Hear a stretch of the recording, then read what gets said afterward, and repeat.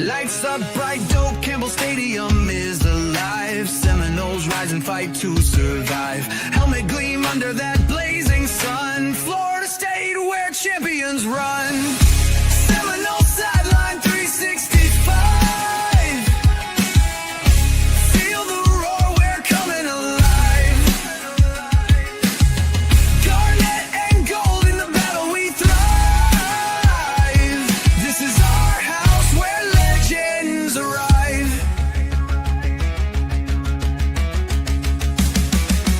Turf torn up under Seminole feet. The war chant pounds to the heart's own beat. Chop through the noise like a storm in the sky. 2025, we reach for the high. Seminole sideline 365.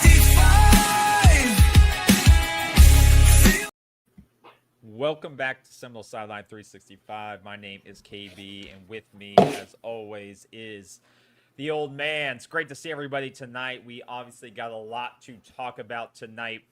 Big weekend for Florida State. ACC season on the line in my eyes because there's no going back with a loss, and a win keeps you in the race for the title. So, yeah, big weekend. Probably the biggest week. It's hard to say that week 5, week 6. What is it? Week 5, right? No, it's week 6, right? Week 6 already? I think so.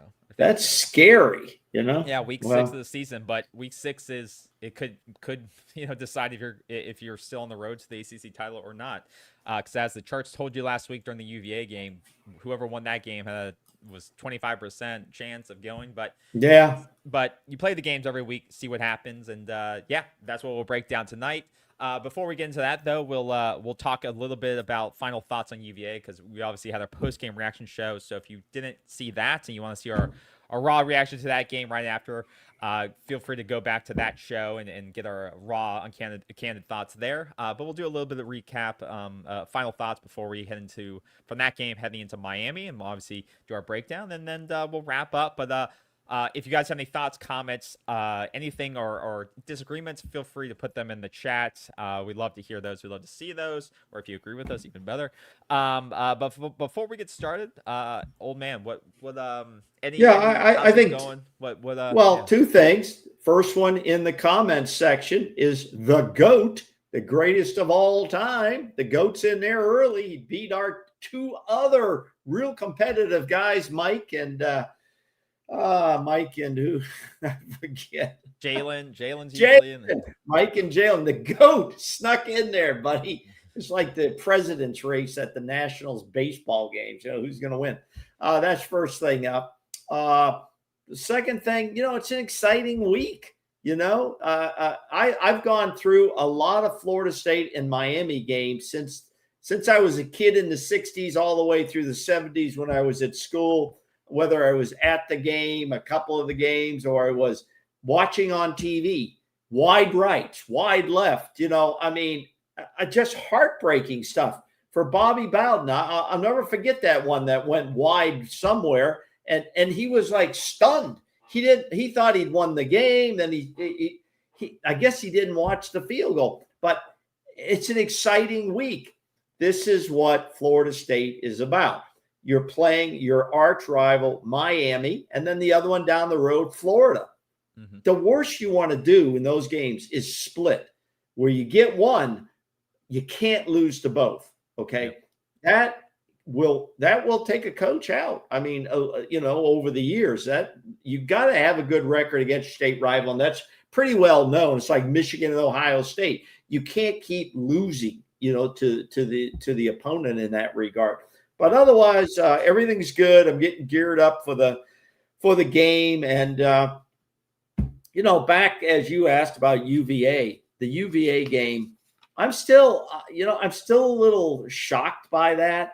I thought Florida State would clearly win that game. I didn't think they'd go undefeated this season. I thought, in fact, the Miami game that Miami would probably knock them off at the Doak. Okay, we'll get into my final results later.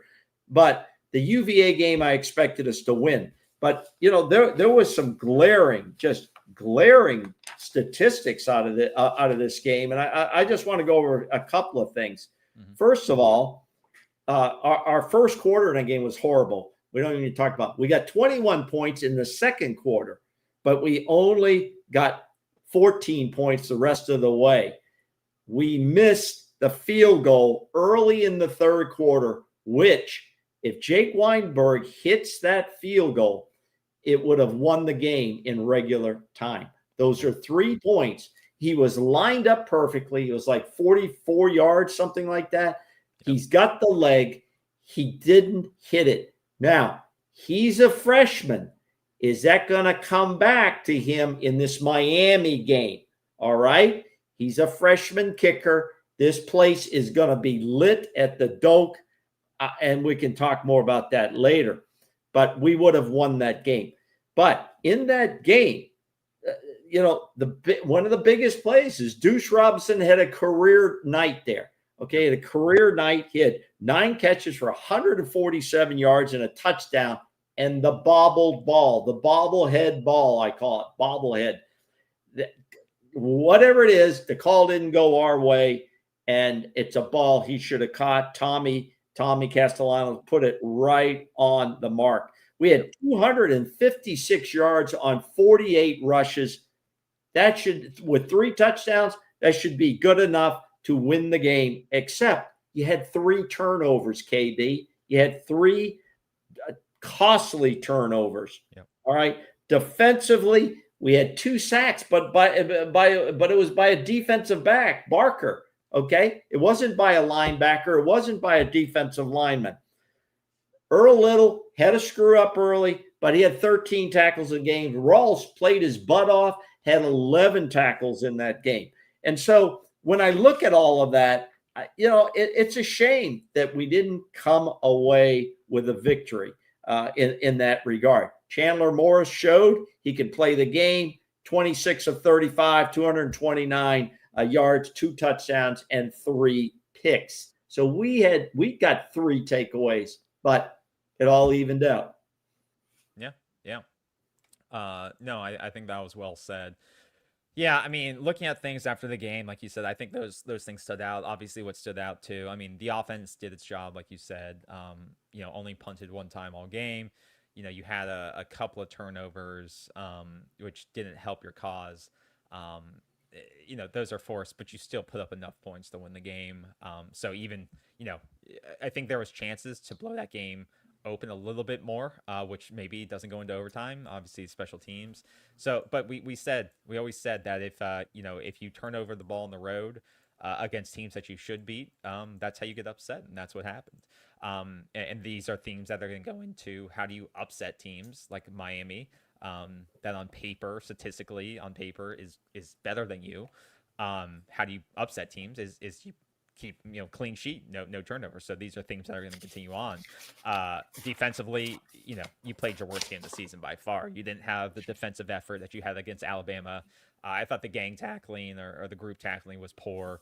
You let the pile ups for their running backs go an extra 2-3 yards at a time. Just the effort didn't seem there consistently on the defensive end from everybody on the field. We talked about the guys who really didn't show, who I felt didn't show up like they did against Alabama, and that started obviously in the back line with guys like guys like James Williams, who, really, he didn't have a sack again. And that's come up this week in different circles that I monitor. It's come up that James Williams, a lot of fans from the fan perspective, KB, thinks his snaps should decrease. But do they have anything behind him, Yeah, I mean, he graded out decently. He was generating hurries, but once again, hurries, we want to see him start finishing plays. We want to see, and then for as many times as the quarterback for UVA broke contain and would get out of the pressure and run for 10, 15 yards for a first down, pressure is only as good as if that pressure results in something, right? Or if it results in a bad throw. And there was a couple bad throws, which did lead to interceptions. So, there's 2 sides of that coin, but eventually we need those pressures from James for him to finish those, or we need him to sack somebody on his edge slot, which he hasn't done this season. The other guy we talk about is obviously the guy who showed up big in the Alabama game was Earl Little. He was he felt non-existent. No, no big plays that I felt. He had 2 missed tackles. He had 13% missed tackle rate. He just, and he had the big penalty in the first drive, the personal foul penalty out of nowhere. And you could say that it was a 50-50 call. He kind of got, but whatever, you don't do that. And they go on to score on that first drive. So it's just like these things, he didn't have the impact. We need him to have the impact in that road position. He has to set the tone, set it early. He has to hit the right hole to stop the run, so they don't get to the second level. His average depth of tackle, I think, was like 6 or 7 yards, which means he's not meeting the running back fast enough in the hole, right? Or you know what? But that's some on the defensive line too. Yeah, when your safety is having to come up, where the hell is everybody else? Where is your defensive line? Where is your linebackers? Yeah. If your safety has to come up, and at least he's coming up to make a stop. But of course, it's probably going to be 4 or 5 yards down the field. But I understand what you're saying. The one time he came up and hit him hard, but he didn't wrap up. He thought he was going to hit him hard and knock him down, and it looked like a big play. You got to wrap up. He's been taught that since he was in elementary school playing peewee football. Okay? Yeah. That's how it's taught. And just the last thing is you had 13 missed tackles against UVA. And that's not how you're going to beat a team like Miami. That's not how you're going to beat. Yeah, our 2 leading tacklers were in the secondary. Yeah. And if your secondary is missing tackles, that means those are probably touchdowns, right? Or big plays. So, they're grinding up yardage on you. When your defensive secondary is making a majority of the tackles, that is problematic, in my opinion. Yeah. It wasn't obviously a great day for your defensive line in terms of run defense. You got ate up pretty hard, and that's going to be another theme for Miami. So let's talk about that, unless you have anything to talk about for the UVA game. Because a lot of these themes are going to go right into how you beat Miami. The only thing, and I know you probably think I'm harping on it, but I didn't hear anybody during this week harp on it at all, including the FSU media shows, social media shows. I didn't hear it come up during any of the questions with Mike Norvell. I think he had 2 press conferences. I listened to both. I didn't get much out of those. I did get one thing out of there, but I didn't hear anything about the field goal, the missed field goal.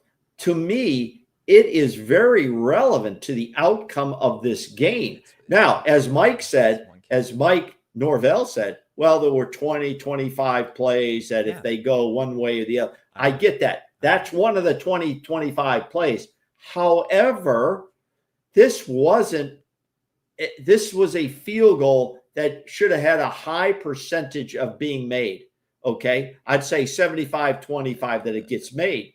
Those 3 points, when you look back at the scoring, those 3 points, because we only got 14 points in the second half, they only got 14 points.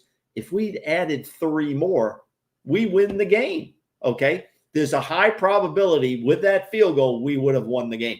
But I didn't hear anybody talking about it on any airways. And there were no questions asked about, do you still have confidence in Jake Weinberg? Yeah, well, if I'm Mike Norvell, I'm not putting that out there on my freshman kicker to say, yeah, he screwed us in the game. That would be a stupid No. I'm not asking Norvell to put it out there, but wouldn't a press reporter ask a question around that field goal? Do you think the moment was too big for your freshman kicker? How will it be for your freshman kick? That's a stupid question. No, it isn't. It isn't a stupid. Because it's a stupid question if you know what the answer is going to be.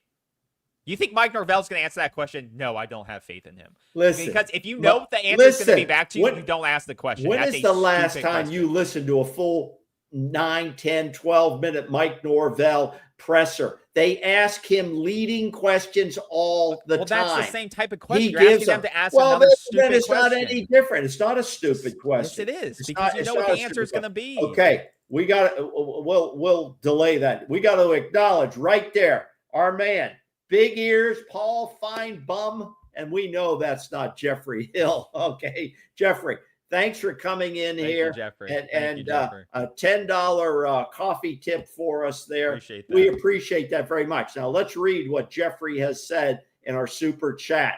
Super chat. The field goal is not what lost this game.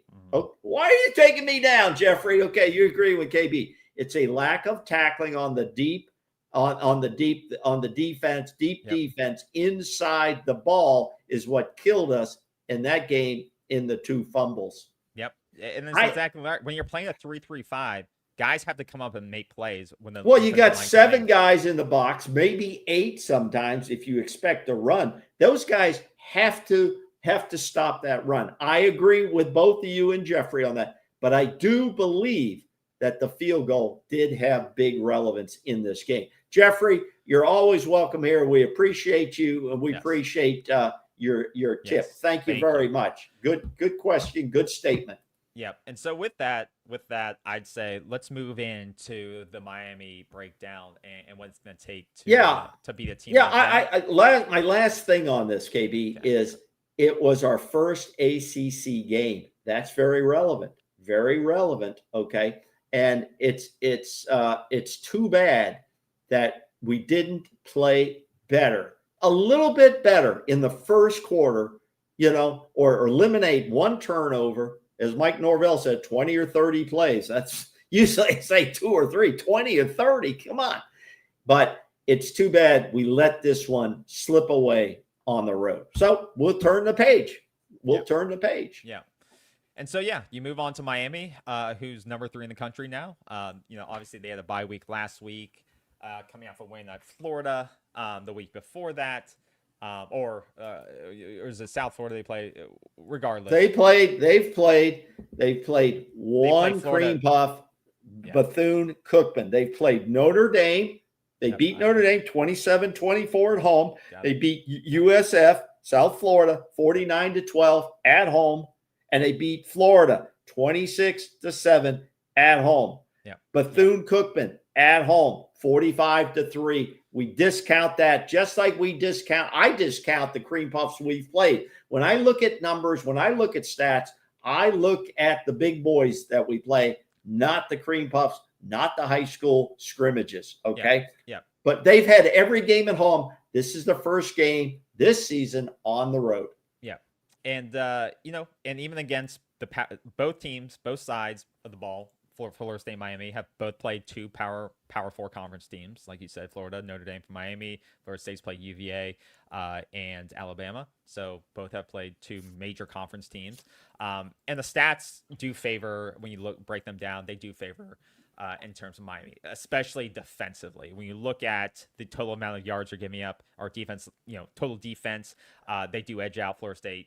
They're only giving up 227 yards per game, which is about 60 yards greater than Florida State. Obviously, the UVA numbers really skew Florida State's, because they did pretty well against Alabama. Rushing yards allowed. Miami's only giving up about 85 yards per game to Power 4 teams. And same with passing defense. They're only giving up around 141 yards per game versus 240 for Florida State. Well, let's explain that to our viewers now. When we look at numbers and stats, we take out, we delete. You deleted kind of the cream puffs, right? Yeah, you have to. If not, you're skewing. Like Florida State is number 1 in the country in offense. Well, a lot of that, we've rolled up in 4 games, but you got to exclude those 2 cream puffs. Florida State's still averaging a very high mark in offense against 2 Power 4 teams. I mean and it's only 2 games, but once again, I know. I just said we're averaging 34 points per game against Power 4 teams. But some of the numbers, 20 yards. Yeah, we want fans to understand that when we're talking, we don't look hard at the cream puff games. I mean, you just can't do that. I mean, I'm not. You don't need to harp on it. We're and I don't want to. I don't like Miami. I don't like most of their fans. A lot of their fans. The same thing with the Gators. Okay, I just don't. They're hard, and if you're seated near them, it can be horrible. Now, the one thing is they have played so far a tougher schedule, I think, than Florida State. Now, you could argue that. Maybe fans will argue that. We'd like you to go in the comments. Do you think Miami has played a tougher schedule than Florida State I'd say it's at this point. about the same. You think so? Florida's not really a good USF was undefeated going into play them. Notre Dame's was a quality team. I know they're like 1-3 now, but they're still a quality program. And Florida's struggling, but it's better than Kent State or East Texas A&M. That's all I'm saying. It's not better now, don't get me wrong. I'm not ragging on Florida State. I've been around Florida State much longer than anyone listening here. Let's just I'm just saying. On tape. I'm just saying. Notre Dame is probably the closest comparative team that's going to look like us or be similar to us in terms of what Miami's played so far. USF is a mid-major team that's probably going to end up with 7 or 8 wins this year. It's not worth arguing that. Florida is going to end up with 5 or 6 wins this year. They're not a great offense. They have a lot of issues. Okay. Not worth comparing. Notre Dame is the team that they've played so far that Florida State's most comparable to on their schedule so far. And that's the game that folks should look at and say, what did Notre Dame do well enough to keep themselves in that game for 60 minutes? That's what I've looked at, and that's what I think is most realistic to look at. When you look at that game and what Miami did, because Miami's strengths are offensive line play. They have a great offensive line, and I think everyone would agree with that. If you've looked at what they built there and how they've recruited and how they developed that, they do have one of the best offensive lines, if in the ACC, if not the country. It's not elite, I wouldn't say, but Mauga is one of the top tackles in the country. I think he's number 15 graded. He'll be a top 2-round pick when he decides to go. But they're solid. They're center, left guard, left tackle. Guys are solid. They're not elite, but they are very. But what you're saying, they're going to be a challenge for our defensive line. They're going to be a challenge because of what we saw against UVA. I mean, we weren't able to generate consistent pressure against UVA and get to the quarterback without bringing extra guys. But if we play like we did against Alabama, if we play with that spirit and that energy and that recklessness, then we could have a better day against And that Miami. only works against Alabama because we were able to effectively stop the run early. And what Miami wants to do is similar. Miami wants to establish the run. They don't want, they're willing to throw with Carson Beck, but they don't want to throw 30 or 40 times with Carson Beck. They want to control the clock. They want to control the tempo. They want to control the ground game. And they want to do that because they got 3 running backs that can do it. And Mark Fletcher is a really good running back. But they got 2 guys behind him who can also run the ball. They're averaging what? I think you said, or I said, like 180 yards. That's the NCAA stats, and that includes all the games. They're ranked number 51 in the country right now at 100, averaging 180 rush yards. Yeah, Miami. So yeah, I think in the Power 2 games they play, they're averaging 150 yards per game. So against good teams, they're able to put up good amount of yards. Well, that's what they want to do. They want to control the clock. Mm-hmm. And they want to set up the pass, set up an effective pass, because Carson Beck hasn't played totally clean. I think his TD to interception ratio is 8-3, but we know he can make big throws. And if you pressure him, you will see him make mistakes. You saw that at Georgia. You've seen it sometimes this season. He's not, an immaculate thrower, but he's a very good thrower. But they know the strength is lean on the offensive line, create a consistent run in the game, and then when the pass opens itself up, let him use his arm to get a big play off. They don't want to be pass first. And so I think they're going to see, look at what UVA just did. UVA was able to chunk off 4, 5, 6 yards on first down, set up an easy second down, and opened up the playbook for them. That was the most frustrating thing to see UVA do, is just, they were able to just chunk and chunk and chunk and then set up third down. But even when we were able to get 3rd and long, 3rd and 18, that pressure never came. That guy, the quarterback for them, Chandler, would either run off a big play or find a guy over the middle. For 18 yards, 3rd and 18 last week, it was able to convert these things. They only punted one time. And that our defense is so, at this point, and it felt like it last weekend, so high risk, high reward, that we either get an interception or they would score on us. That's what it all was last weekend, this 3-3-5. High risk, high reward. We got 3 interceptions, but if we didn't, they scored on us. Guaranteed. Touchdowns. And that's what Miami saw on tape last week. They saw that this is a defense for Florida State that bends and breaks. It is not bend and then get in the red zone and keep bending and then stop. and force you to a field goal. No, it's a defense that is aggressive, and if that aggression doesn't lead to a turnover, it leads to a touchdown for you. And that's something that Florida State has even to work Tony, on. defensive coordinator Tony White, I saw him in an interview. He said one time, he said, yeah, if guys don't line up in the right position, Yeah. if guys don't read the play properly, Yep. then it can go for big plays. Yep. Okay. And right now in scoring defense, Tony White's defense is in terms of national rankings is number 42. Okay. Now it's much better than it was last season. I'll give you that. Okay. And it's allowing 19 points a game. But you're right. Carson Beck is an experienced game manager. I saw an article from Miami about him that he feels now he's turned a page that I don't have to carry the whole team on my back. Yep. I have to be more like a point guard, distribute the ball to the playmakers. I don't have to do some crazy stuff, to win games. And the bottom line is, do we win games? So he's a mature guy at this point. I don't think the atmosphere is going to affect him. He's played in big stadiums, in big games at Georgia. I don't think that's going to affect him much. But they do have some playmakers on this team, as you say. Now, if you had to pick one of the two quarterbacks, Carson Beck or Tommy Castellanos, who would you take? It's totally different players. They are, because Carson Beck is not going to leg it out very much. He'll take the some of the yardage, but Tommy, what did he have, like 80 yards against UVA? 80 90 yards? Yeah, and then he threw it for another almost 200 yards. But is it to our advantage if he has to run for his life now with Reuben Bain Jr. chasing him, all night long? And they say Reuben Bain Jr. lines up different spots. They're giving him a lot of flexibility in their defenses to line him up to get him the best matchups. Right. Well, that's something we should analyze rather than who would you pick a quarterback like. I love Tommy. I love his fire. I love the way he conducts himself. I think I like his mobility and his ability to. He's perfect for this offense. He's the perfect player for this offense. So I love him so far, and the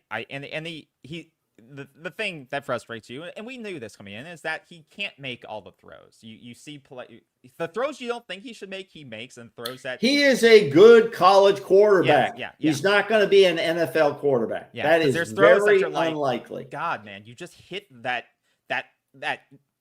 touchdown to get into overtime, and then you can't hit the screen pass 15 plays ago. It's like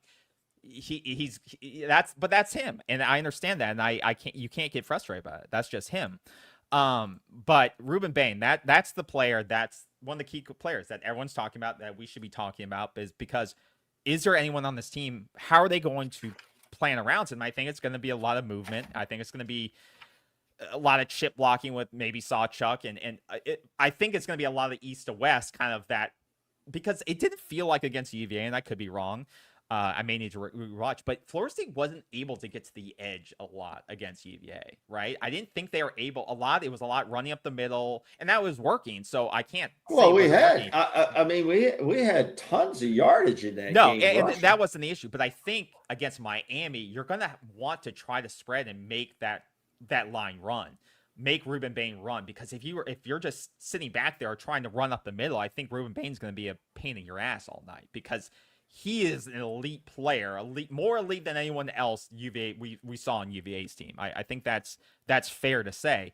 But if we're being too predictable, which I don't think we are, Gus Malzahn, the offense is built not to be predictable. But if we're trying to push it up the middle, I think we're going to run into a couple of issues.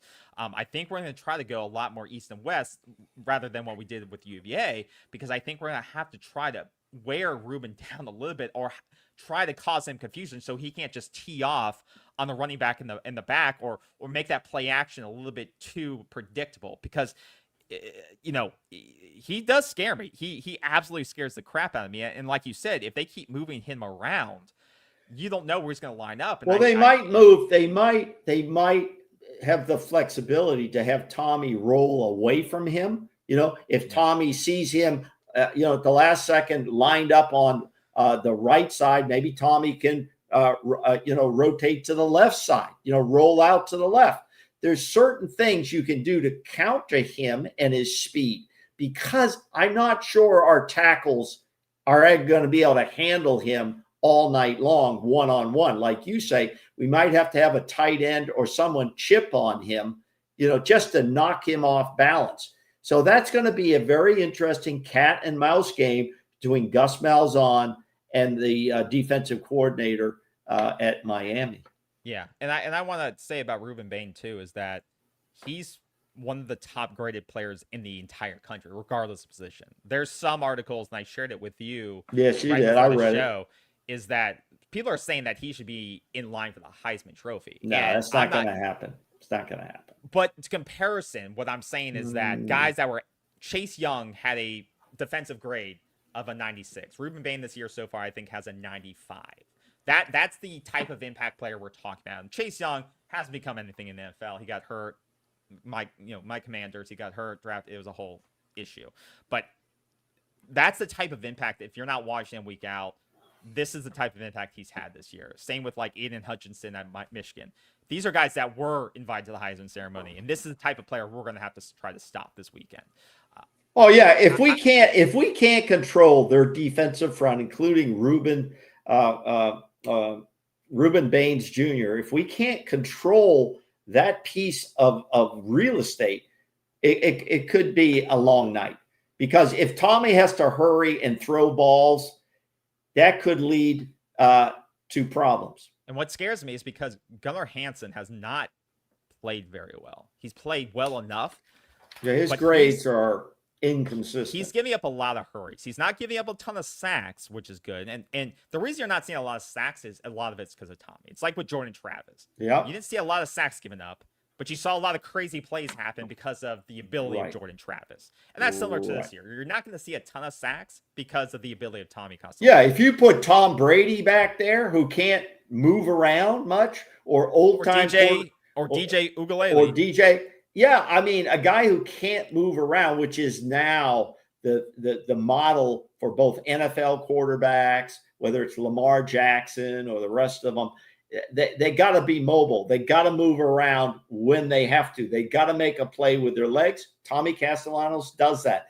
I think he has that advantage over Carson Beck. I don't think Beck is as mobile, but Beck will run with his legs because Beck is trying to get to the next level. But this is a game where I think Gunnar Hansen needs to have a great game, or this is going to be that left side of the line is where they're going to try to exploit for Florida State. Because if Gunnar Hansen goes down for any reason, no, he doesn't have to go down. They'll just try to exploit him as he is. Right. They don't need to say. I'm just saying the quality of our backups is not very deep, so we can't afford any injuries with the front five on offense. And we need Gunnar to play lights out, because so far he has struggled in giving up pressures, and if they line him one-on-one, there needs to be a game plan to alleviate that pressure, because they'll bring it consistently. So that's one matchup to watch there. Absolutely. Let's take this one question here,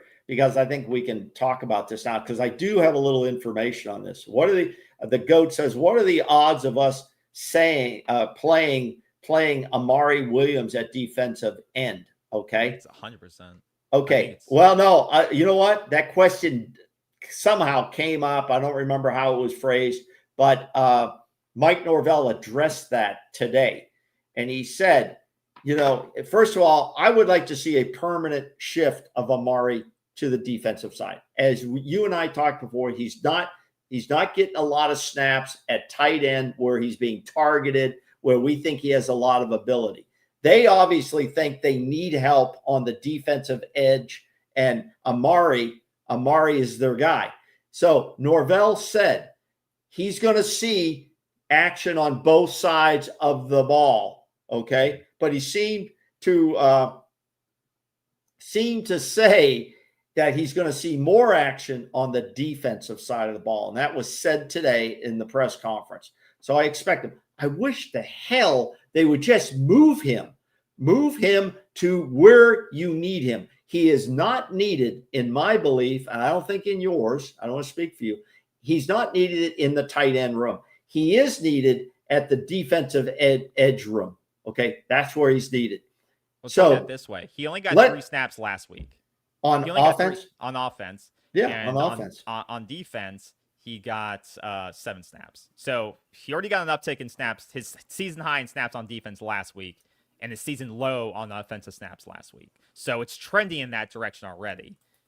And I wouldn't expect it to differ this week because it's switched up. You know, offensively, he started the year with getting more offensive snaps, and now it's going the other way. So listen, at this level of complex nature of Power 4 football, D1, to keep this guy, he's not. Let him settle in at one side or the other.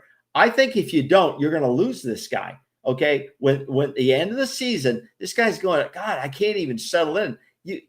It's too much to ask of one talented player. And I'm sorry to say that, but that's where I am. Put him on one side or the other. Speaking of talented players, where is Landon Thomas? I mean, you don't really need him on offense, but he's only played 9 snaps against UVA. I don't get it. And I don't get it either.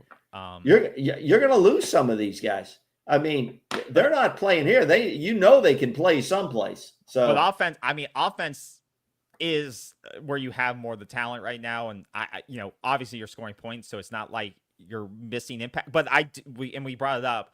I think Miami's going to say Deuce is their primary weapon here in terms of. Well, he's the number one receiver. If they need to pass it down the field, they need to push it down the field without doing the trickeration or running. If we stop the run and Tommy has to throw it, he's going to look at Deuce. Deuce got 13 plus targets last week. He was the primary. Squirrel White was not there, or just wasn't getting any reception. Targeted. They need to find a second primary, because teams are going to start finding a way to try to contain Deuce. So someone, whether it's Pittman or somebody, they got to find another connection there, a guy that can consistently make tough catches. We know Deuce can make those things.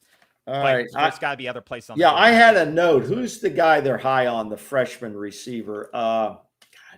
I don't know where my note went. He's been hurt. Boggs. Okay, in the press conference, he said Boggs is probably going to be questionable. Meaning he thought he's coming along. He's probably going to come out on the questionable list. Okay. Also, they're going to get back. It looks like they're going to get Roydell Williams back. Okay. But he's going to probably be marked as questionable as well. All right. Yeah, it's not a big deal. Well, they thought it was a big deal. They'd like to get him back and say running back's not your issue. No, it's not. It's really not. It's the ability to balance out this rushing game and the passing game. Okay. Hey, one other question just quickly, since we're on the offense here. Hansen I haven't heard anything about Gunnar Hansen being injured at Virginia. Nothing's been said about it that I've seen this week. I mean, he played the whole. There's been no indication that any of the starting 5 offensive linemen are going to be out of this game or questionable. I haven't seen anything like that. Now, the reports will come out. There'll be 2 reports coming out, so we'll see. But if there's anybody on those starters is not going to play, that's not good news for Florida State. I mean, that injury would have had to happen after the game because he played 95, basically every snap last week, I believe. Right. He played 131 of 138 snaps. So unless I missed it, he was in there for most of the game. But Miami also. Now, Miami's got some guys that they're going to slam you, and these are some of their running backs. You got Charmar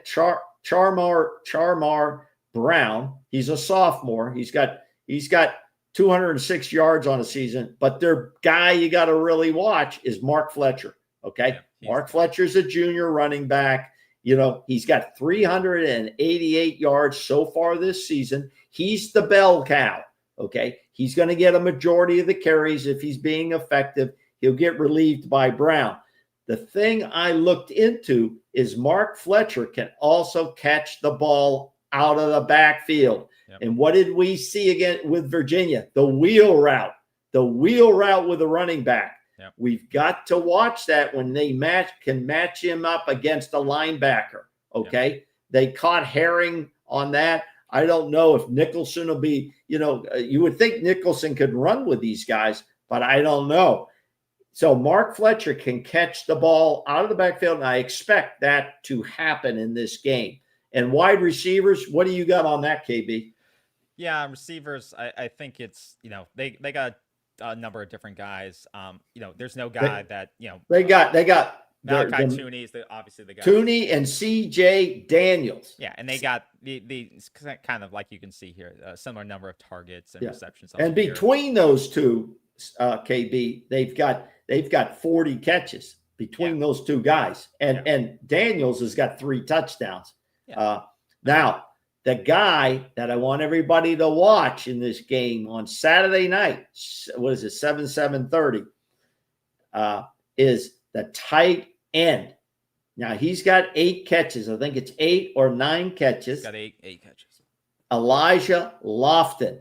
They use their tight end in that receiving packages. So we got to keep an eye on him. So you've got to keep an eye on a running back coming out of the backfield. You got the tight end in play. You got 2 wideouts. It's going to be a tough challenge for the Noles. Yeah, I mean, Mark, I wouldn't say they utilize Mark Fletcher a ton. He only has 4 receptions this year, so I wouldn't. I had him down with 8. Well, he doesn't, so I don't know where you're getting your data from. Okay, but it is something you have to be cognizant of. It's always a check down option. He can obviously catch the ball, but obviously we know Miami in this style of offense loves to use tight ends. So that would be, and we saw UVA have success with it. It's something that Florida State has to game plan for, and they have to figure out, like you said, and like Tony White said, guys aren't in the right position. There's going to be exploits in this defense. That is the downside of 3-3-5. It gives you the ability to be aggressive. It gives you the ability to make plays in space. It gives you the ability in pass defense to be tricky and disguise defenses. But if you're out of place, you misread things, there's open space. And you'll get exploited. And that is the danger of playing veteran quarterbacks. Now, that is, can I finish? Yes. That is the disadvantage of playing kind of veteran quarterbacks. And it's the advantage of playing rookie quarterbacks like you had against Alabama, guys who can't process things quickly, guys who don't react well under pressure. Chandler last week, guy's been around 4 years, 5 years. He's a veteran at this. Carson Beck, he's a veteran at this. So if you're not able to produce pressure consistently in his face and disguise those schemes correctly, or not being in the right place, he has the ability to pick you apart. Or if you're not able to stop the run game and press him and make him feel uncomfortable and make him feel like he has to make the play with his arm and make him, do it consistently, then. And Carson Beck, like you said, these veteran quarterbacks, now some of them, they're in the college league here now for 4-5 years. The older guys, they know how to, if they have good coaching, they know how to mislead you with their eyes, okay, and get a guy stepping in the wrong direction and then making their throws. So, and Carson Beck is one of these guys. We're not here to praise Carson Beck. We're not here to praise Reuben Bain Jr. We're not here to praise Miami. But we're going to try to give you our feelings about this. No, this is not. It's respecting your opponent. You're respecting who you're going to be playing, because it's not going to be an easy game. Them. It's not going to be an easy game because I think many people didn't respect UVA and we got our ass kicked. Yeah. So, and all coaches all this week, both Florida State coaches and Miami coaches, have praised each team, which is normal. That's nothing abnormal. But they also say it's a huge game. It's a big game. It's an emotional game. A lot of players on both sides played high school together. They played against each other in high school. So there's a lot of raw emotion. The team that handles that emotion the best doesn't act out and get stupid penalties, which we've been pretty good at avoiding. Okay. Now, you can't act tough once the whistle has been blown. Okay. You can't act tough. If you do, and you get a 15-yard penalty, it could change an entire drive, okay? You could be we must get Miami off the field on a more regular basis than we did against Virginia, okay? Very, very important. If we give them long, sustained drives, it will wear our defense out. And that's not going to be good. And we'll get a good indication in the first quarter of how this is going to roll. Yeah. And I would say, too, that looking at Carson Beck and the way he's thrown the ball and just breaking down the numbers, too, is that, where teams have had success and where teams have forced him in those mistakes is like you said, getting him uncomfortable, but making him force the ball deep. He doesn't want to. Miami doesn't want him chucking the ball down deep. I don't think they need to. I don't think they want but that's to. The thing. And I don't want think to force them to have to do that. Get them behind. Get them down a touchdown. Get them down 10 points. Get stops on defense, because if you look at the chart when he's throwing deep balls, 10 plus, 20 plus yards down the field, the percentage is 2 of 6, 9 of 17 of 10 plus yards in the middle of the field here. He's struggled. This is where the interceptions have come. This is where the percentages go down in terms of where he struggled here in these deep throws. When he's doing 0 to 10 yards here, this is where the majority of the throws are happening. These are low yardage but high percentages where guys go and make plays yards after catch. So this is where it's going to be up to the Florida State defense is to make tackles in the open field.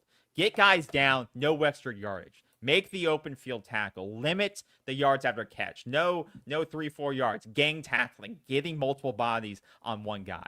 Stopping the momentum. Unlike UVA, it takes a group sometimes, right? Everyone's got to fly to the football. So if they dump it down for 2 or 3 yards, or they going sideline to sideline, and the guy's looking to spin, everyone's got to get there quickly, right? We need the Alabama effort, because they don't want to, like you said, chunk it down the field. They're not looking to go 10, 20 plus yards. Yeah, if you don't have to. They're going to try to throw underneath and see if the guy can make a play on you. But you got to be able to make that play, that open field play, and get them down to limit that damage to 2, 3, 4 yards at a time, and then get off the field on third down, because they see the percentages go down when he throws it deep. That's what it is. Yeah, I think it's going to be a competitive game. It has to be a competitive game for Florida State. Is it a must-win? Being an ACC conference game with one loss already. This is the first ACC conference game for Miami. Okay, this is their first conference game. Everything else has been all 4 wins has been out of conference. So obviously, it's an important game for them as well, but more critical for Florida State since we've got one loss.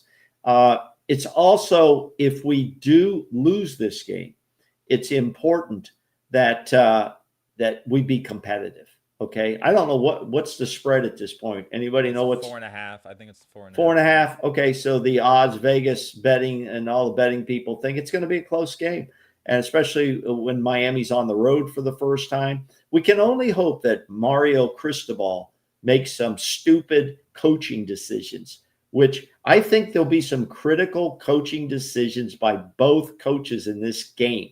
Is when do I kick a marginal field goal, that maybe we're just inside the range, or do we go 4th and 3? Many more coaches now are going, when you get past your own 40, your own 45-yard line, to go for the 4th and 2, the 4th and 3. They're starting to go for this. There's been analytics that talk about this and the odds, okay? And it's all very game situational. So I think it's going to be a fascinating chess match. But Tony White's a little bit under the gun here too. Tony White's defense now, after the Alabama game, we all thought, man, we're going to the national title. Tony White's under some scrutiny here now about being able to keep this Miami offense under control. Okay. I think it's an important game for Tony White and the defense as well. You disagree? No, I think it's a very important game. But I've said all along, there's going to be growing pains with this defense. And I think it's so easy to forget we were 2-10 last year. I think there was delusions of we beat Alabama soundly. It's all rebuild. It's all, it's hard to fully rebuild in a season. And it's, and that's not to say we're not going to go on to have a very good season. I like many pieces of this team, but it's hard to instill a whole new defensive philosophy in so many months, and a complex philosophy. It's not like we switched from a 3-4 to 4-3, and did it. It's like you said. It's what is the fans, again, we talked about this early preseason. What are the fans, KB, really expecting? Are they I think after the Alabama game, everybody was kind of penciling in for Charlotte. The question is, are you going to be satisfied with 8 wins or 9 wins and go to the Alamo just take Bowl? it one week Or at go a time. to the I'm not being competitive and flush your toilet bowl. Is that going to be satisfying? And then remember, at the end of this season, we have to get a new quarterback. We got to get a new entire offensive line. We're going to have to rebuild this team again. You're going to have to bring in 20 players. You don't have the depth of high school players to fill out a team. So then you're rebuilding. It's kind of like they used to say in the NFL back in the old days. We're playing for today. We're not playing for next year, because you're going to have to rebuild the team again, And it's, I think the fans are not going to be satisfied not going to the ACC championship. I really don't think they're going to be satisfied. I just don't think they're going to be signing up to go to the Pop Tart Bowl in New Mexico. Then they can tune out, or they can go kiss some other ass. I'm not here for other fans. That's fine. No. But we're just analyzing what we think their thoughts are. That's what I look at. I'm here to give my thoughts. I'm not here to analyze other fans' thoughts. I'm here to give my thoughts. So that's what I'm giving. Well, I give my thoughts too, but I also try to infuse what the fans are saying, since well, I don't really want to get to the press room because you don't hear much. But it's what are people saying on the street? And I know I have more time to do that than you do. I'm trying to analyze all these feelings of people. Okay. You have the huggers. Let me explain this. You have the huggers where they can do no wrong. Okay. And Mike's got our back and we'll win the next game. And you've got the negative people, which people accuse us of being negative. I think we're objective. And we're giving our reality on it. But there are a lot of fans on both sides. There's people that want Norvell out right away. There's people who say, well, he can't leave because we're paying him too much money. Will people be satisfied short of the ACC title game, in your opinion? The standard should always be the ACC title game. So I don't care if we were coming the standard is a national championship in playoffs. It's not standard. Well, you can't get a championship game if you don't win the ACC. So in my eyes, if you don't get the ACC title game, you're not getting to the championship. So the standard is always getting to the ACC and win the ACC. That's my standard, because you can't get to the playoffs if you don't win the ACC. Okay, fair. That's fair. So that's it. I mean, you technically could get the playoff if you got to the title game and lost, but it's going to evolve to a place where that doesn't happen. But I think it is. You win the ACC. That should always be the standard, and that's my expectation every single year. I don't care if we're coming off 1 win or 10 wins. That is the standard. That's what you build for. That's what you recruit for. I don't care if you're bringing 60 guys or 2 guys. I don't care how you build. I think we both agree, though, this is a critical game to get to the ACC championship. If you lose this, you probably have a 2% chance of making it. That doesn't mean you stop watching. That doesn't mean you stop playing for it. But it changes it changes probably the mentality of this team, because it's probably hard to. I don't want to talk about it. I want to think about winning this game, and that's it. I'm not thinking about a loss. I'm thinking about how we win this game. Let's say this. This is a winnable game for Florida State. Yes, every game on the schedule is winnable. There's no game that's not winnable on the schedule. If we play like we played against Alabama, if we play like we did against Alabama, we will win this game. I believe that the critical plays will be made by field goal kickers in this game by both sides. Now, the kicker for Miami is a guy named Carter Davis. He's a senior.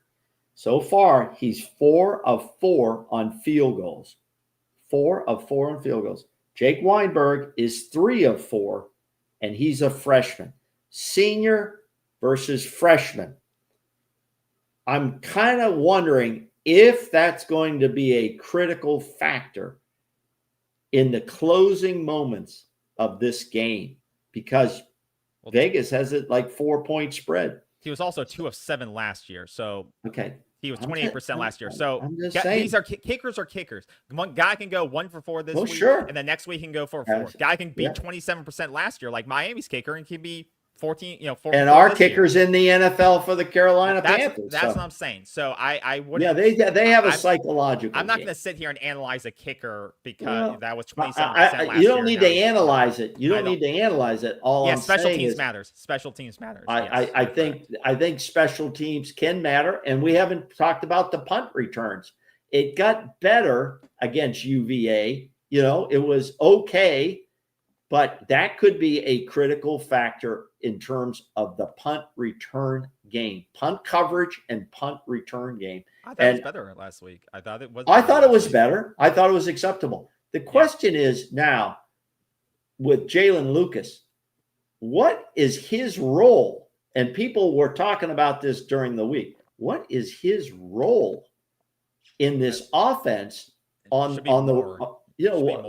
Could he get the ball more? That's what I want his role to be, is more. Wasn't he a receiver at one point in his career? Back. Can't he be in a slot with a little slant route, and bam, hit him with little quick passes behind the linebackers? I mean, his role doesn't seem to be well defined, and that was starting to be questioned this week. Do you think he has this year? I'll ask you. I'll ask everyone in the crowd. Everybody, Who do you think has more snaps this year? Cam Davis or Jalen Lucas? Oh, I know. Well, Cam Davis has been hurt. He didn't play in the one game. Who do you think? I'm just going to throw out names. I'm going to say Cam Davis.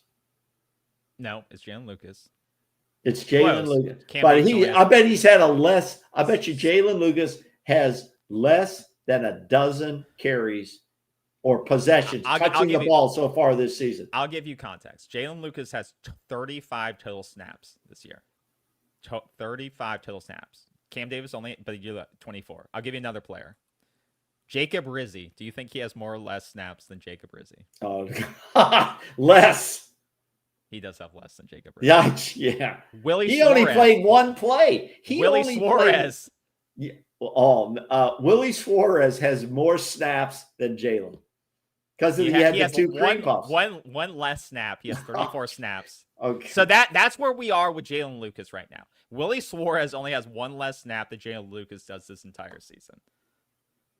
Yeah. Like, Jalen Lucas is a weapon, and he needs to be on the field. And I know we're sounding dumb because the offense hasn't been an issue, but we only, I think when we're looking for a second primary weapon or Squirrel White isn't able to get open or something like that. A little bit. Yeah. I think that Jalen Lucas can be utilized. And I think we're going to run into teams that are going to slow us down, right? I think there's going to be harder defenses than UVA.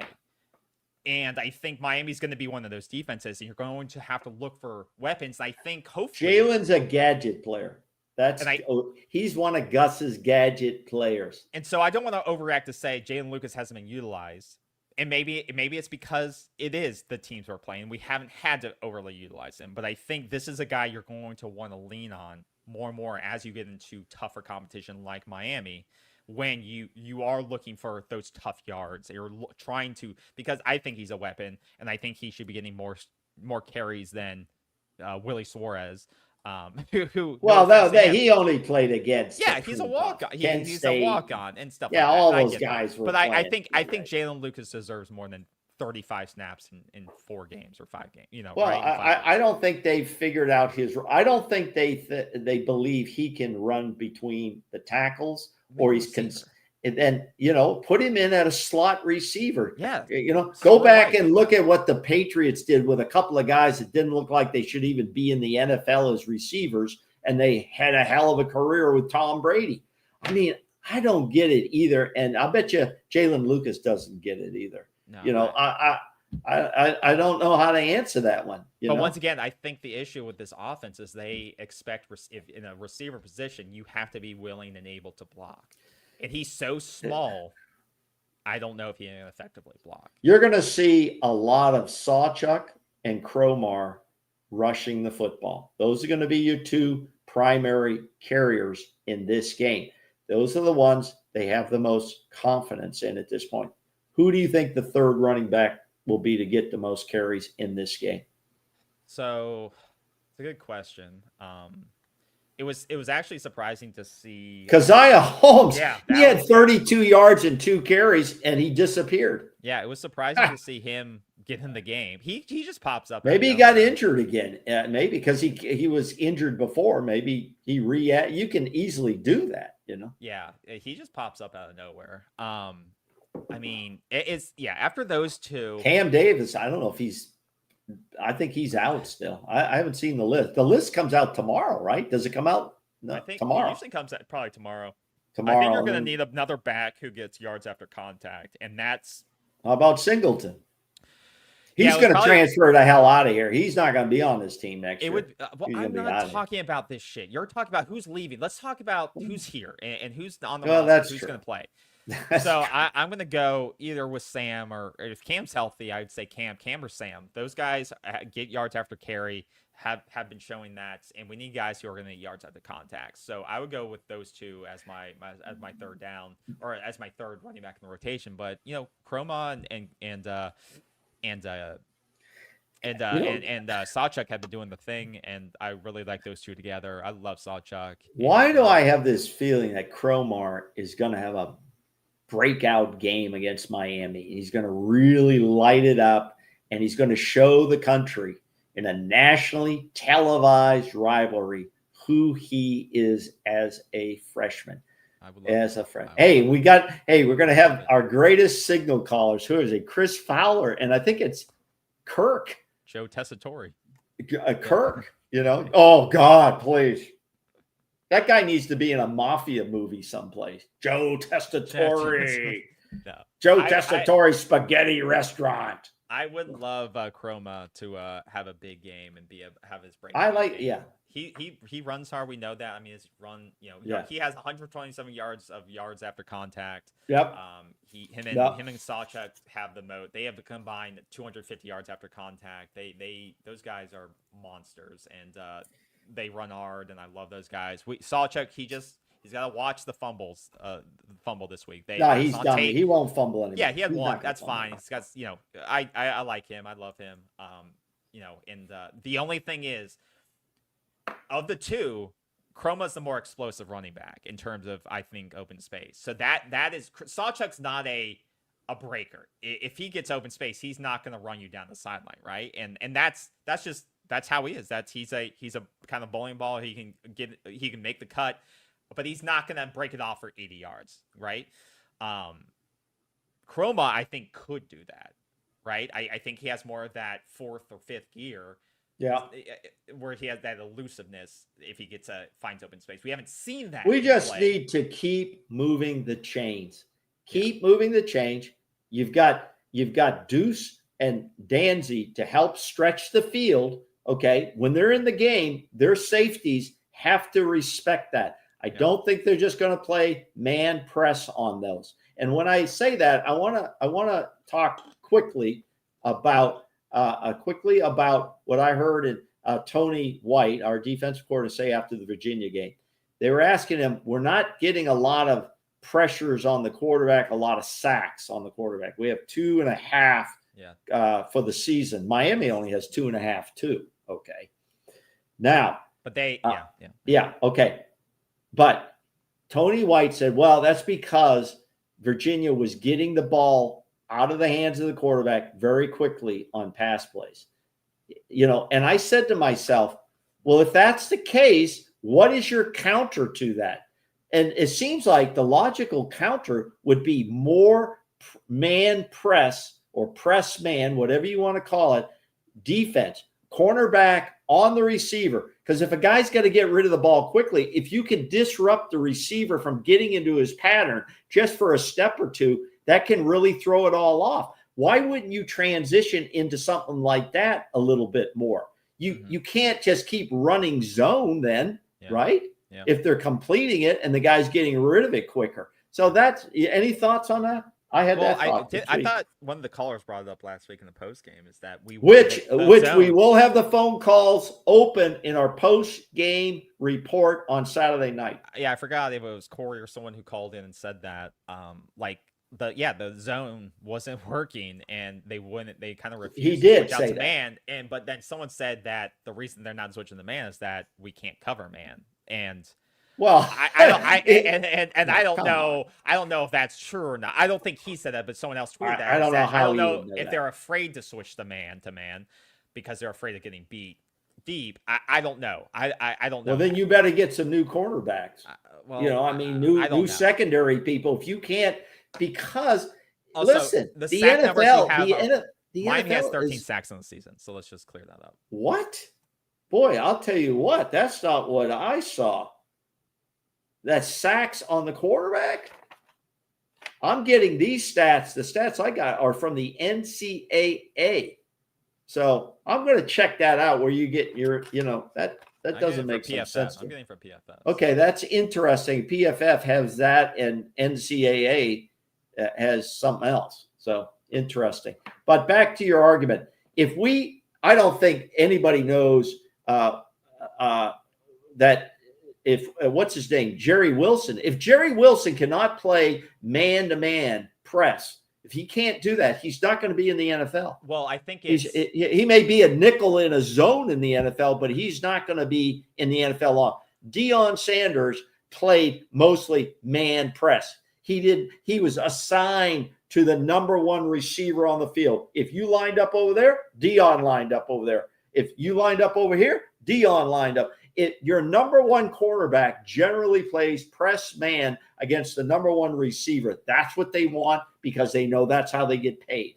That's all I'm saying. I think if one man can play man to man, that's fine.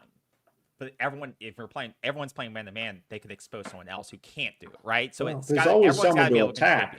You're always going to attack certain people. I mean, that's just part of game planning. Okay. I get that. Very good. Yeah. Very good. What else you got on that? That's all the thoughts I have on this Miami game. It's going to be tough. It's going to be a nationally televised. The fans are going to go crazy. I was at one of the games not too long ago, a few years back, and it's crazy. It's crazy. Yeah. And I hope you don't have a seat right in the middle of Miami fans because you bought it from a third-party vendor. And if you're in there, just watch yourself. Watch yourself because that's going to come up in one of my observations tonight. Stay tuned. No, I would say no. I like I said, I think Florida State has every ability in this game to win. I think they have every ability in this game to once again be in this game, win this game. I think it's going to be very similar to the formula to win this game. I think is very similar to the formula of the Notre Dame game for Miami and that game. The issue, Notre Dame was able to put up points, was able to move the ball at times. I think Florida State has a not similar style of offense, but they have similar type of weapons. We have good running backs. Notre Dame has good running backs. They have I think they maybe have they have a younger offensive line. They don't have I don't think Notre Dame has the offensive lines of old. They have a rebuilt kind of a younger offensive line. I think we have a decent offensive line, but also, Miami was able to score on them. And I think Miami's going to be able to score on us at times. I think it's going to be the thing is can you not allow Miami to control the clock? Can you not allow these long, sustained 8-9 minute drives where they limit Florida State's offensive output? That is what hurt Florida State in the second half of the UVA game. It was the second or third quarter. I think we only had one or two drives in the third. Yeah, one of those quarters where we only got on the field, and I think that's when one of those punts happened.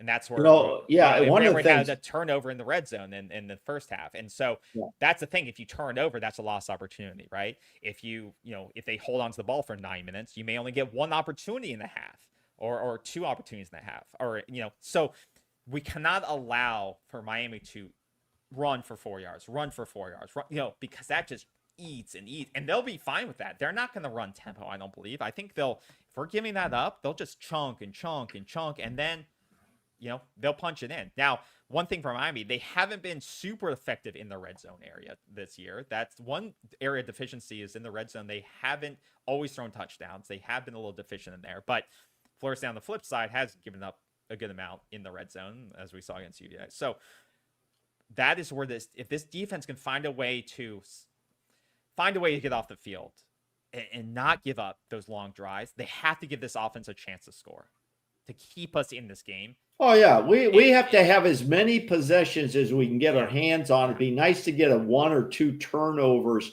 and then we have to convert on those things. Because this defense, critical. this Miami defense isn't unstoppable. It isn't the best in the nation. It's good, and it's gotten better from last year. Because the defense last year for Notre Dame or for Miami was their downfall. That's why they lost last year. That's why they didn't make it the ACC championship. That's with the Heisman winning quarterback, they still couldn't make it the ACC championship. They've gotten better this year. But once again, I would say outside the Notre Dame offense, they really haven't been tested by a real offense yet. Let's face it, right? And Notre Dame put up 27 on them, and USF only put up 12. But and I would say once again, that's a mid-major offense. So Notre Dame is the blueprint. You can score on this defense, but you have to get their offense. I think they're going to do this. If I'm Miami, I am going to go pretty much all out to stop the Gus Bus rush game. I'm going to try to knock those numbers down to respectable numbers that wins football games. I don't know.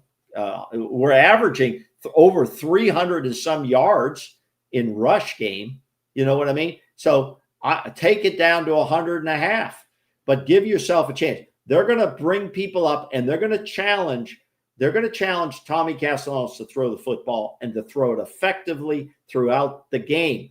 That's where I think most teams are going to try to do. Miami's not going to get beat by the rush. They're going to sell out to stop that rush. And that makes sense to me strategically if I'm Miami. And I think that, and we're going to try to run the football. Florida State's going to try to run it down their throat. And if we can, that's going to open up the pass game with a play action. It's really a simple formula. Mike Norvell all week has talked about he liked the physicality he's seeing in practice. He wants to see that intensity, the physicality, and the group of guys to the football wrapping up when you tackle somebody in space. Okay, that's the formula. Football is a simple game unless you make it complicated. If they try to make it too complicated for these kids and then they're out of position, then your defense is too complicated for them to make good decisions. It's that way. It's that way. And that was the one thing watching the Notre Dame game was interesting is that Notre Dame wasn't really able to. They didn't run a ton against Miami, and maybe that was part of the game plan. But they were able to get chunks here and there. But CJ Carr was able to run for 30 or 40 yards, and I think Tommy is a better runner. So maybe the running game does get ignited through Tommy on a 7 or 10 yard big run there. That ignites the running game and opens things up. And once again, CJ, I think Tommy is going to have to use his arm in this game. Absolutely, he is going to have to make plays with his arm. And receivers, they're going to force him to. Yeah, and that's going to open back up the running game. But he's going to have to show them that he can make tough throws. Receivers have to catch the ball. Yes, exactly. If the ball comes to you, you've got to catch it because Tommy is not, totally the best accurate quarterback in this league. No, but if he can make passes, he's made great plays against Deuce Knight. So right. the passes he made on the sidelines, the shoulder back throws to Deuce were great. Yeah. But like you said, the guys on those tough throws, they got to make those tough catches. And maybe the guy I was thinking about is Micah Danzy. We saw some of him against Alabama in some of the games in the middle where he made some tough. Regardless of the opponent, there were some tough catches he made in there. Maybe that's the guy that steps up with his speed and his length and his build. Maybe that's the guy that steps up in that position. Because he can beat you in another way. He can beat you over the top. So, but we need another guy to step up and be that valve for Tommy. And because, like you said, that is going to open up this running game if Miami stifles it early. So, yeah, I think there's a lot of factors in this game. Florida State's, I think they'll put up a hell of a fight. And I think they have every right and every chance to win this game and get your game back and get the season back on course.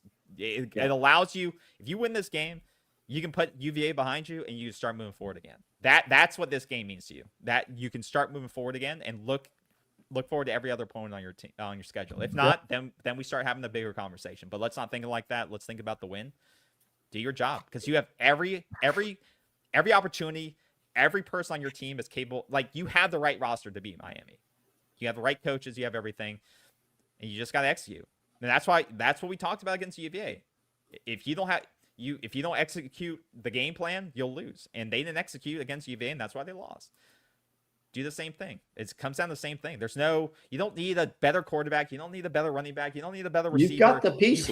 You have the pieces. You have the right. pieces. It's going to be who executes. And this better. is a game that if we win, okay, if we win this game, it's going to erase this comments that are out there nationally. Well, Florida State got Alabama early.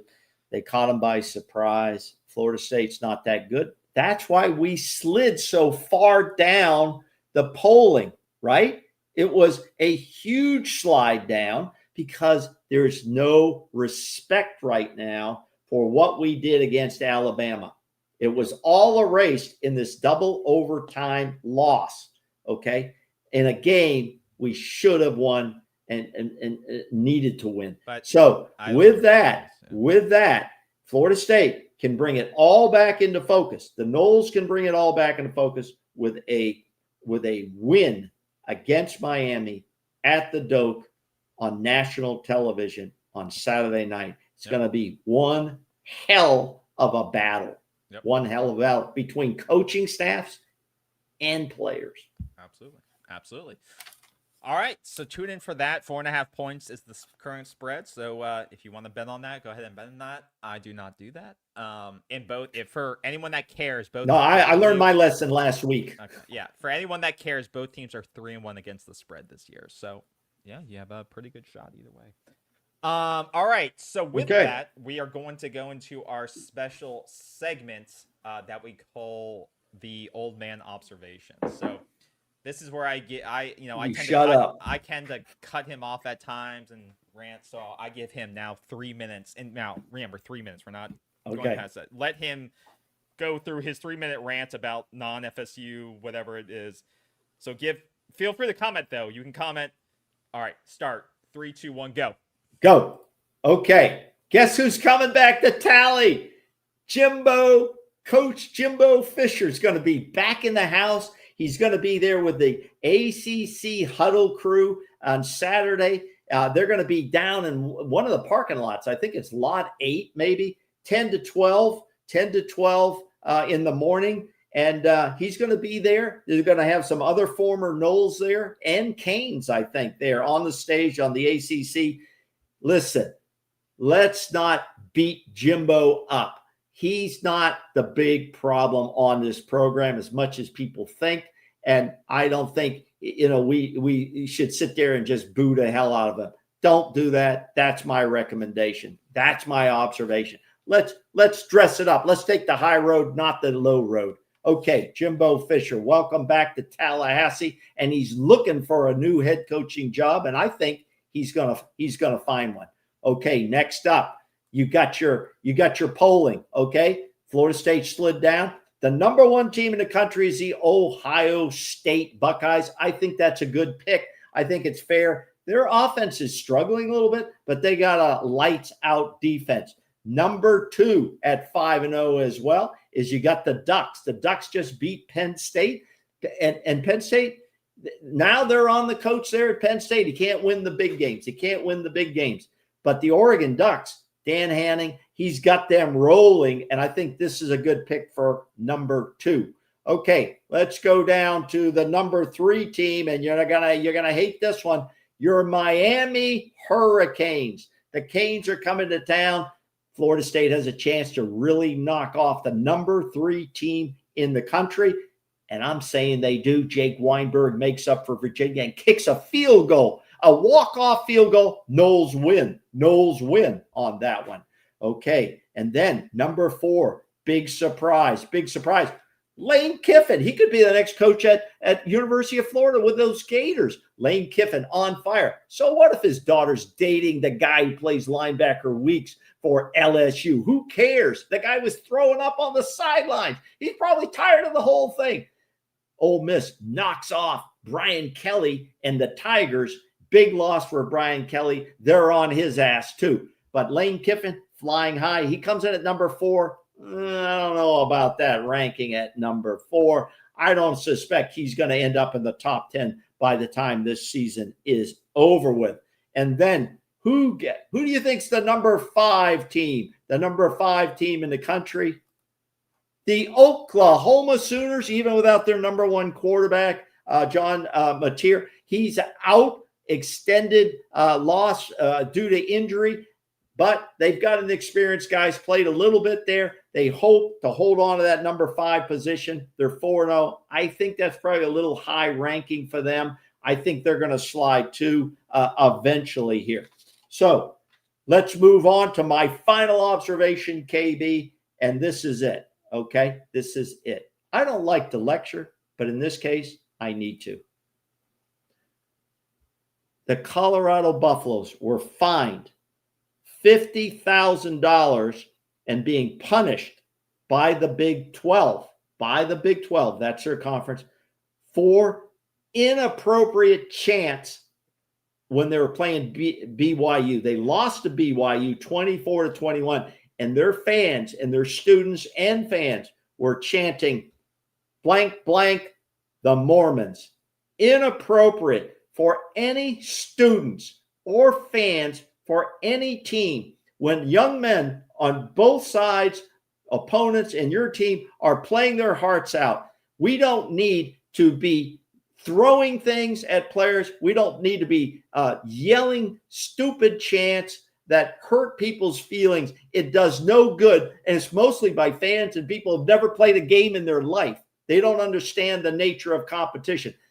This was not about the football players themselves. This was done from the fan side. And why I'm on that, listen, because you're frustrated, because you've had too damn much beer, which will sell to you for $16 a bottle, don't take it out. Don't take it out on everybody else, okay? And stop taking it out on fellow fans that are seated amongst you, okay? Have you seen these fights on TV? They're vicious. Man on man, woman on man, woman on woman. Whether it's the NFL or college ball, it's ridiculous. People are getting hurt. One guy died after an incident. People are going to jail. Is that what we've come to? All right. Wrap it up. I'm done. Those are my observations. All right. In case you missed that or want to rewatch it, you can watch in the recording. And that's a free segment of the old man and his observations. And one more side observation, 3A observation. Oh God, no. This doesn't. This man, Lee Corso, Lee Corso, the legend, the scooter, the 145-pound running back for Florida State, is back in town for the Miami game. Okay. The last time he was there, he was being honored at the FSU Athletic Hall of Fame. I was at the game. I got the souvenir cup. There you go. He's going to be back. They're going to celebrate him at halftime. Okay. He's not part of any TV stuff. Okay. So don't even worry about that. You watch, though. He might end up in the booth with Kirk and Chris Fowler. I wouldn't doubt it. And like I said, who's that guy on this cup? Jimbo Fisher, right there. I got that cup too, buddy. I got that cup. All right. Anything else? All right. One last thing, couple last things I want to post up that are here. Interesting things. Most watched college football games from week 5 before we go into week 6. Florida State was number 5, even with their Friday night slot at 4.4 million. Oh yeah. Just talks about, why would a Big Ten conference want to add Florida State? The logo carries it. Even when they're playing UVA of all schools, they still draw a crowd no matter who they're playing. Notre Dame, Arkansas, USC, top 25 matchup on Fox like that. USC. Yeah, I was trying to explain exactly what you talked about to a good friend of mine who went to the University of Connecticut. And I kept telling him that, listen, Connecticut needs to get into a conference or something. He goes, well, we're still a major independent. I said, you're not a major, okay? You're an independent. If you don't get into a football conference, you're not even going to be relevant. Bring no value to it. But he didn't understand this viewership. They are in basketball. But I'm saying even then, it's about viewership, TV contracts, and Stuff like that. No one wants them.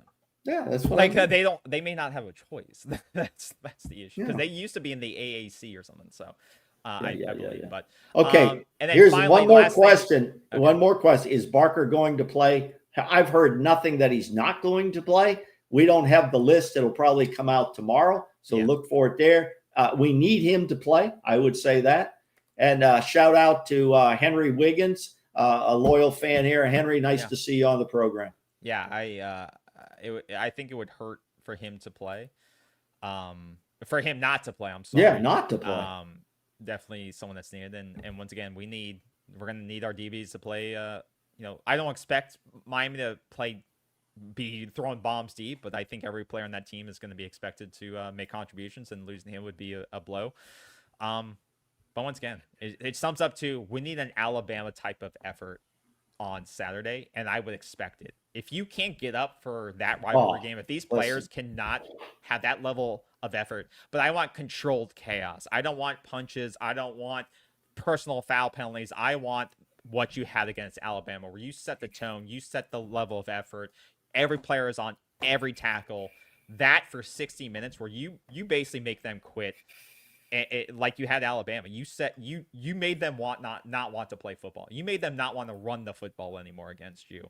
That's what we need. That's how you beat great teams. And I respect Miami as a football team this season on how they're playing, but that's how you beat a great team, and that's how you continue your season. And that's what I expect from this football team to do on Saturday. So, we're going to learn a lot. We're going to learn a lot after this game on Saturday. It's not going to be perfect, but it doesn't have to be perfect. What you can't let happen is you can't have the first quarter like you did against UVA, and you can't let this team jump up on you early and embarrass you and take the crowd out. Unfortunately, you've heard me rant about this before. If this game gets a little bit out of hand, our fans are going to start to walk away. And I hate to say that. And I don't want to see that. I want our fans to stay at the game. And I saw that at another game. And the commentary that the announcers were talking, not our game, it was another game, how fans were just leaving the game, and just said how devastating that is for your team. Win or lose, our fans need to stay in the stands and salute our players.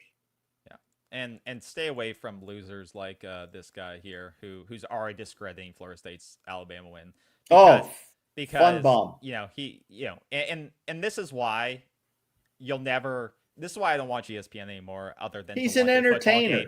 He's not, but this is why you can't take idiots like this seriously, or anybody on ESPN seriously, because you shouldn't even play an out of conference schedule anymore, because the theories and the logic behind wins and losses will always change to fit the narrative. So this is why I don't watch ESPN. This is why I don't take their commentary seriously. This is why I prefer to watch I actually let the games record an hour and a half, and then I start to watch them so I can fast forward through. All right, Jeffrey's back. I don't want to interrupt you, KB, but Jeffrey's back.